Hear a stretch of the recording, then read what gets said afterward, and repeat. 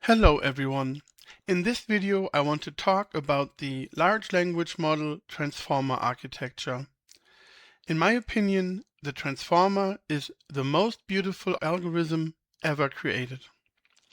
What is a transformer? A transformer is a neural network architecture that uses attention to understand relationships between words and predict what word comes next. What is a neural net?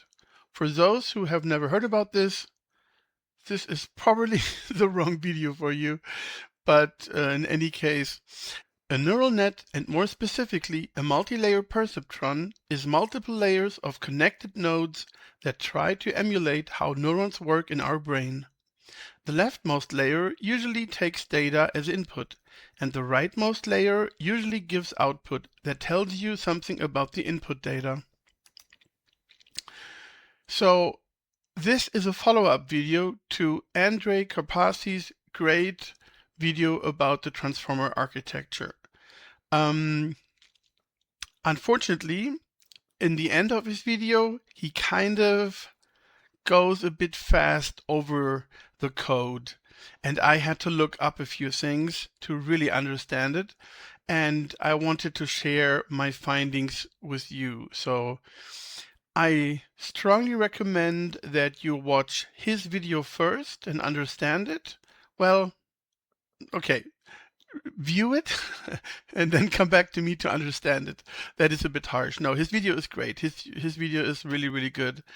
And I just struggled a bit to really understand every line perfectly. So I researched every line after watching his video, and what I learned I want to share with you today. So watch this video first. You don't have to understand the end part completely, because then you can watch this video. Yeah, here are some links. Here is the code he's using in this video. So again, please watch Andrej's video first, then come back to this video. So when you watch Andrej's video, you will get the code of a very simple but complete GPT language model. And as we remember, let's go back to the image here. On the left side, we have multi-headed attention. We add the result to the residual network, which is just the data, a copy of the data. And then we add the result of the masked multi-head attention. We run it through a layer norm to normalize the data a bit, nothing super crazy. And then we pass the data through a feed-forward network, which is a multi-layer perceptron. And then we copy this, up to 96 times or even more. That's it. So we have the head and we have the feed-forward network. Let's go into great detail. Let's go over it step by step. So, as we learned in Andrej's video, the attention mechanism uses three matrices: key, query, and value. Why does Andrej use neural net linear instead of three matrices? Well, neural net linear is functionally the same as a matrix, except that the values or weights in a neural net linear can be trained when training the neural net. Why is the input layer of size n embed? Words get converted to tokens, and tokens get converted to embeddings. Embeddings are very high dimensional vectors that capture the meaning of a word. Here, the embeddings have 384 dimensions in space. When using this neural net, we pump words, or embeddings, through the neural net. We need to multiply each embedding with the three matrices, so the count of numbers, dimensionality, must match. So if our embeddings have 384 dimensions, the number of input values for our linear network also needs to be 384. What is the head size? Well, we are talking about multi-head attention here. So we split the data into multiple heads, or the handling of the data, and we basically use the formula number of embeddings through the number of heads. So if we have 280 dimensions for embeddings, and we want to use 6 heads, for example, we could use a different number. But in this demo from Andrej, it's 6 heads. The head size comes down to 64. 384 divided by 6 is 64. So each head has an output of the matrix multiplication of 64 values. Why do we divide the dimensions by the number of heads? Because we use multiple attention heads, and each attention head handles a different slice of the embedding dimensions. Each of the 6 heads produces 64 values per token. Concatenating them restores the original size. 6 times 64 is 384 again. So multi-head attention divides the representation across several specialized attention heads while keeping the total output dimensions unchanged. This is the basic attention calculation. We multiply Q times K in a transposed form. We calculate the softmax over that, which is a form of normalization. And then we multiply the value matrix with that. You can roughly think of Q as what am I looking for, K as what information do I have, and V is this is the information I'll actually send. K becomes a list of vectors with dimension 64, resulting from multiplying the embeddings with the key matrix, which reduces the vectors from 384 numbers to 64 numbers.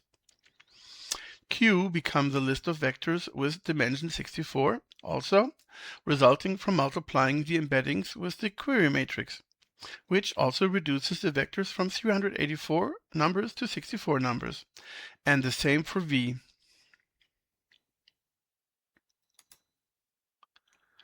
Here we calculate the attention scores between every query and every key, then scale them by 1 over square root of the head size. We do this to keep the scores from becoming too large. This makes the training more stable, and the softmax we do next also gives more reasonable values, which makes it easier to train.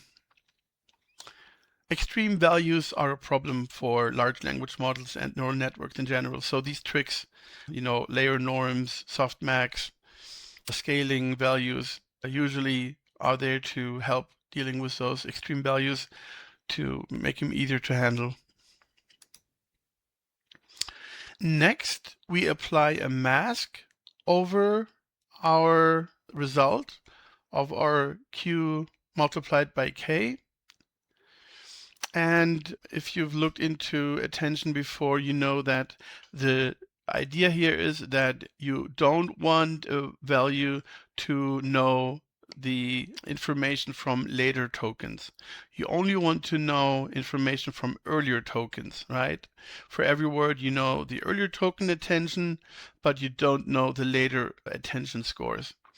And the reason is we want to calculate and generate the later value, right? If the next word is missing, we want to generate the next word.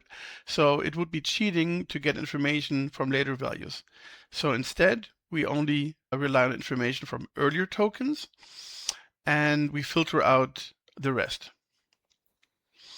And we fill it with minus infinity, and after the softmax over each value, they become 0. So they are irrelevant for the attention scores.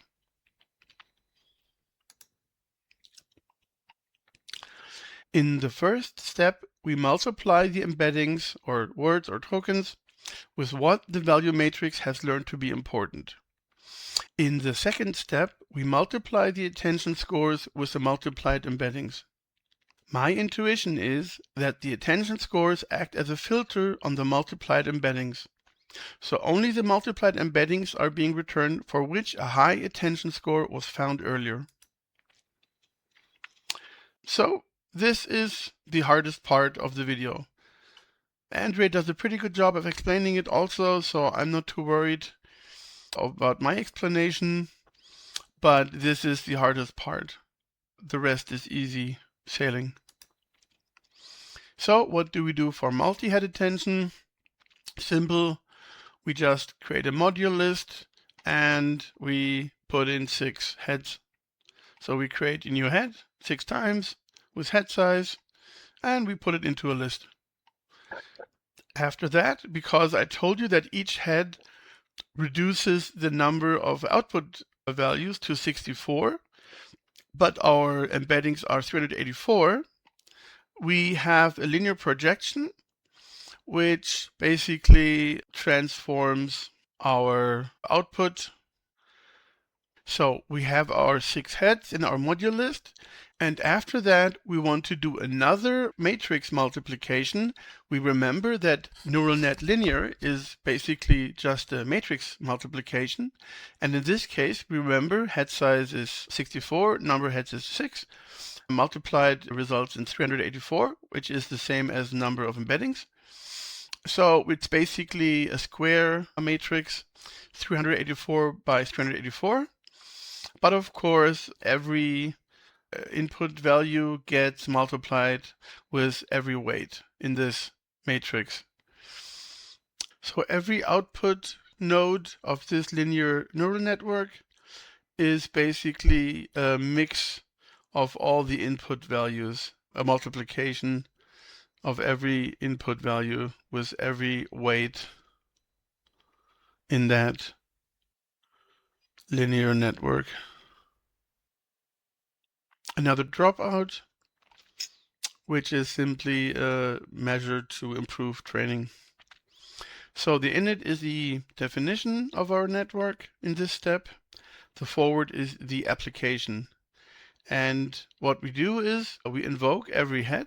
So we have 6 heads usually per multi-head attention. So for every head, we call the head, we apply the attention mechanism on the input data, which is represented by X, and we concatenate the result of these 6 heads into a list of values. And the dimensionality of that list is 384, because we get 64 values back, and we do it 6 times for 6 heads. So in the end, we have 384 numbers.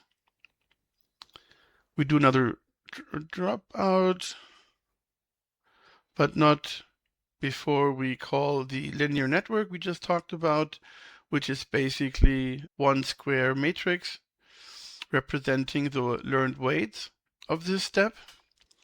You might wonder, if the shape stays the same, then why have self-projection at all? Well, because it mixes information across heads. Because it's a big matrix multiplication, every input node is multiplied with every weight and going to an output node. And then the result is summed up. So every input node from all the heads across all the heads can influence every other node to the output. It doesn't have to, but it can. And this is giving the system more power, basically. So self-projection allows all values to influence all other values, right? Because you have a list of values, 384, you put it into the linear network, and it will be multiplied 384 times with 384 values, and that becomes the new value in the output layer. So next up, very easy, nothing really new, we have a feed-forward network. So in the init, we do the setup again. We use a neural network sequential, which means these definitions have to be applied in order. First, another neural net linear with the input dimension being 384 and the output being 4 times larger. We do a relo activation function, and we do another linear multi-layer perceptron or matrix multiplication, and we catch the big dimension, n embed times 4, and we shrink it back down to normal size. Another training optimization using dropout, and on the application of the network, we simply call our sequential neural net self.net. So the values in X will get matrix multiplied, get increased 4 times. Some values fire, gets activated or not. And then with the values get also matrix multiplied. And from the 4 times embed size, we shrink it back down to the normal embed size. Let's see what I wrote here. The feed-forward network is the thinking part of the transformer. Attention lets tokens communicate with each other. Feed-forward lets each token individually process what it has learned. For each token, it does 384 dimensions, then 1536 dimensions, then a ReLU activation function, and then back down to 384 dimensions. So we blow up the hidden layer count so the network can be as smart as possible. And the activation function is the one who adds non-linearity, because we cut away the values which are negative on the left side. Without it, the 2 linear layers would collapse into one big linear layer, adding no extra power.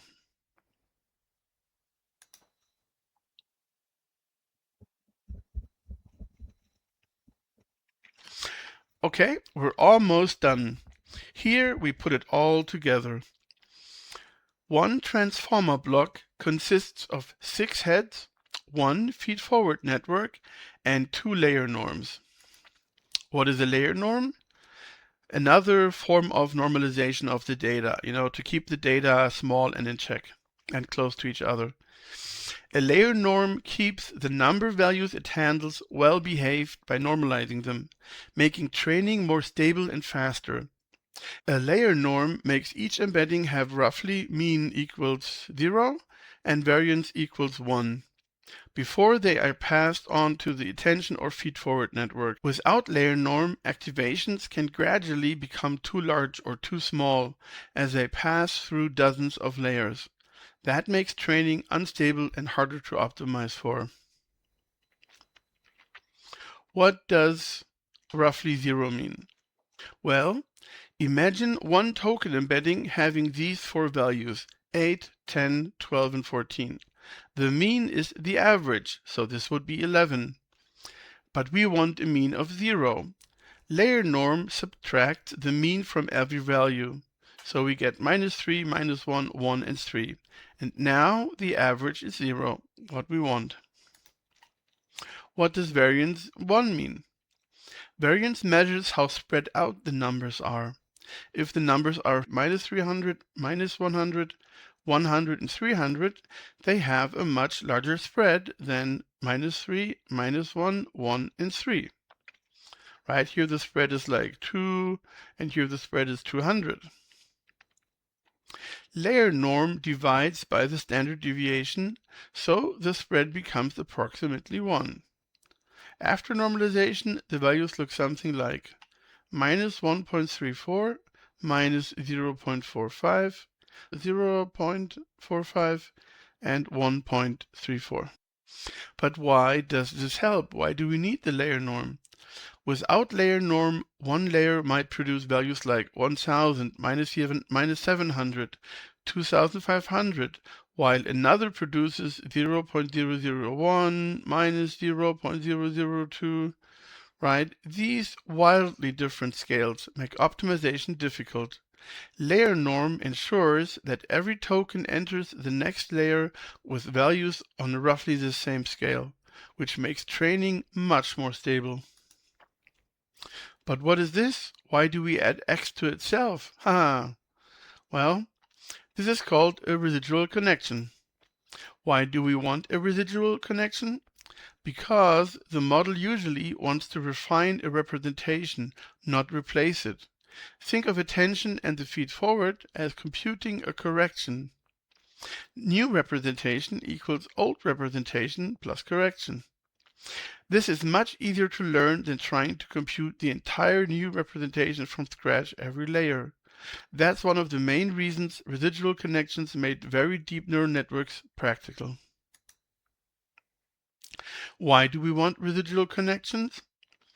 Another reason is that neural networks sometimes suffer from a condition called vanishing gradients when they are being trained. Vanishing gradients are very bad and residual connections dramatically reduce them. So we are done. And here is where the power of the transformer comes in. To add more power, we simply copy and paste and run more blocks in sequence. GPT-3, for example, had 96 of these transformer blocks. So I'll go back to the beginning, just so you see. Here we go. This, right? So masked multi-head attention, QKV. We have the residual network, the adding of the current data, and the adding of the calculated data, plus the layer norm. And then we go into another residual network, pass over the data, and we also go through a feed-forward network, multi-layer perceptron. And then in GPT-3, it was simply done 96 times, one after the other. That's it. That is actually it. Isn't that crazy? So, yeah. So why do we add x to itself? This is called a residual connection. We basically pass the data unchanged through, but we do change it using the result of our self-attention heads and our feed-forward network after we pass the data through the normalization step we just talked about. So normalize data, give it to self-attention, normalize data, give it to the feed-forward network. And then we add the result to X. Why do we want a residual connection? Because the model usually wants to refine a representation, not replace it.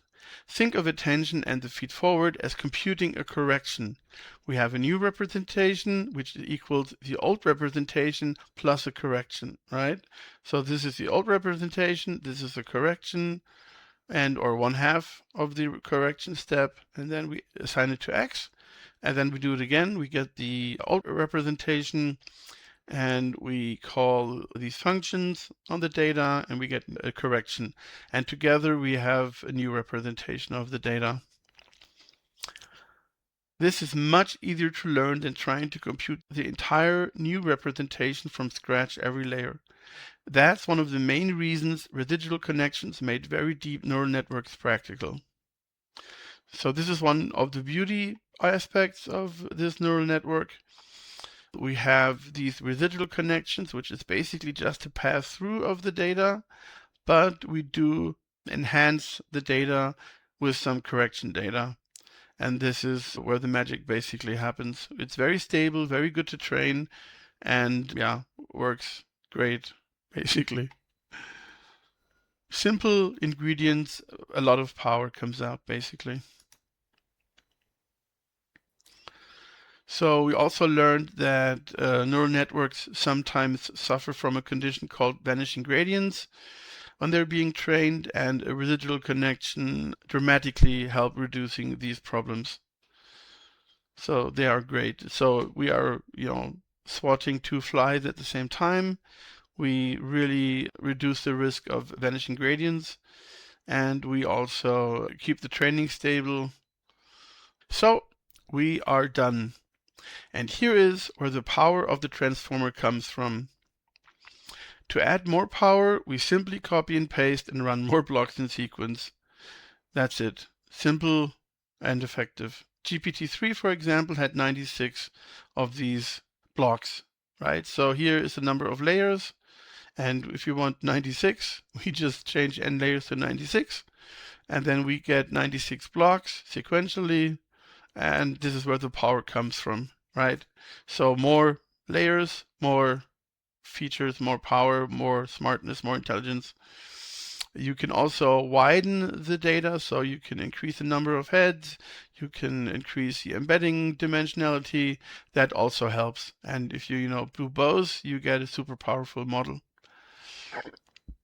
Finally, we do another layer normalization call, and then we do another linear call, which maps the embedding size to the number of letters in this case, because Andrej Karpathy transformer is letter based. So we, in the end, map the embeddings to the letter. So the max value can only be vocab size of the vocabulary. So this is the definition of our neural network. Basically, we have our embeddings. We have the positions of our embeddings, so we can keep track of where it is in the list. Or there is significance to the position for calculating values and data. And then we basically just create a bunch of blocks. And the more blocks, the more power the LLM has. Simple as that. And we push the data sequentially through those blocks.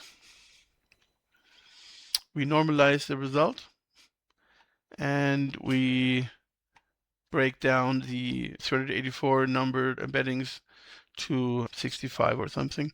Here we apply our network. We get our embeddings from the tokens. We get our positions, and we add them together. Early layers tend to learn local syntax and word relationships, middle layers build semantic understanding, and deeper layers perform more abstract reasoning and planning.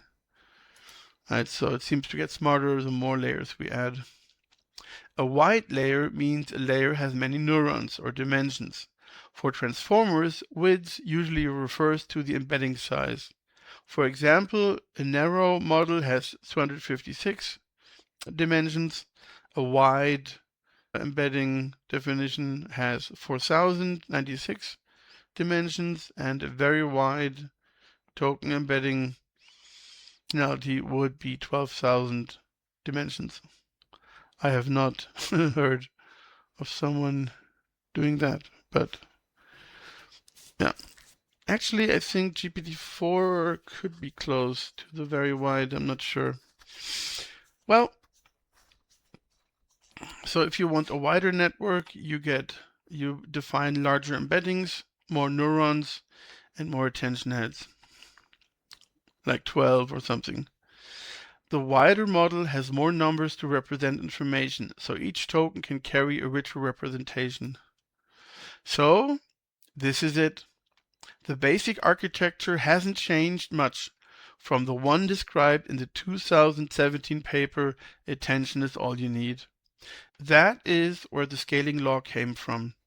Basically, simple algorithm, attention mechanism, multi-headed, join it, mix it, run it through some normalization steps, run it through a multi-layer perceptron, and then another multi-headed attention block, and then another feed-forward network, another multi-headed attention block, another feed-forward network, and you do it 96 times, and you get some really, really powerful large language model. So basically, in the early days, the only change AI companies did was to add more and wider layers.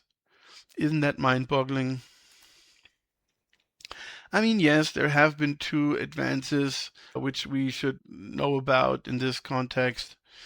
Advance number one is an architecture called mixture of experts, where not all the nodes get activated per request. There is a deciding layer in the front, which knows what topic is asked about, is being talked about in the input data, and then the switcher in the beginning of the network switches to the correct expert to answer the question, basically. And this helps with efficiency. You don't need to calculate all the nodes, just part of the complete number of nodes. And advanced number 2 is the row positional embeddings. The position embeddings, a simple variant wasn't very powerful, and row basically is a very sophisticated, I think based on sinus and cosinus waves. Don't quote me on that, but it's a very sophisticated way to encode the position of a token, and that has helped dramatically with bigger context windows and accuracy. But other than that, the algorithm has stayed the same since then, mostly. The important parts, at least. So my claim was that the transformer architecture is the most beautiful algorithm ever created. How do I defend that argument? Well, I consider an algorithm beautiful when it combines great power with great simplicity. The transformer architecture easily fulfills both requirements. We all know by now how incredibly powerful large language models are. So there is no doubt that this architecture, which is roughly unchanged since 2017, is incredibly powerful, right? So this requirement is fulfilled. And the other is great simplicity. And as you just learned, it doesn't get simpler than that. I mean, yes, the attention mechanism of the multiplication, it's a 3-matrix multiplication. You have 3 matrices, you pass the input data through all 3 of them, and then you basically multiply each one of them with each other. You do a softmax on the first multiplication, but basically it's passing your input tokens through 3 matrices, key, query, and value, and then you multiply key, query, and value, and then you have new, very powerful information with attention baked in. And you do it with a couple of heads. You divide the input token size by the number of heads, and then you concatenate the result, and then you mix that information, mix and match those values, those embeddings, to add another layer of power, to have the system be able to influence on another point in time. And that is basically the multi-head attention. And then you just pass everything through, I don't know how old it is, 60s. The multi-layer perceptron is like the oldest neural net design we have. And that is the other part, right? So one part, multi-head attention, and the second part is a feed-forward multi-layer perceptron network. It doesn't get simpler than that from a network perspective. And then you just copy and paste that 96 times. I mean, this is almost too simple, right? It's all multiplication. It's matrix multiplication, right? It's a bit annoying. And you have these soft maxes, but this is basically just normalization of data, right? The layer norm normalization. What we do with the 1 over square root thing is normalization, right? And the soft max, the layer norm I just talked about. I mean, it's basically 3 matrices and input embeddings, and we pump them through the 3 matrices, key, query, and value. Then we multiply key, query, and value, and the result we just pass on to a multi-layer perceptron, and we do that 96 times over and over and over and over again. I mean, this is the Lego, the most powerful Lego algorithm ever invented. It doesn't get better than this. So, if this isn't beautiful, I don't know what is. This is perfection. And the results we currently see, proving math theorems, coding like the best coders in the world, hacking systems, which is good if it's done by good people to warn others about. But that it's possible with this simple architecture, I don't know. This is just incredible. My mind is blown realizing how simple it really is.